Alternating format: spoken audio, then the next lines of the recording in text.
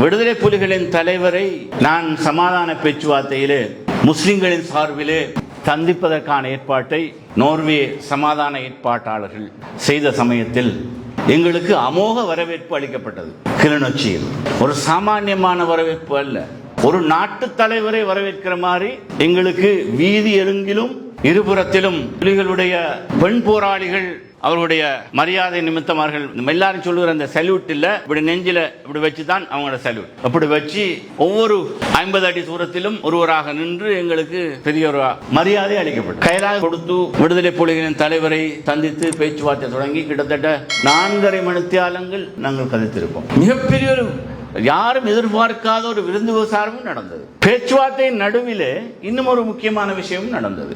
ஒரு 12-20 மட்டில் பேச்சுவார்த்தை நடுவிலே விடுதலை புலிகளின் தலைவர் சொன்னார், இப்ப நாங்க பேச்சுவார்த்தையை கொஞ்சம் இடைநிறுத்தி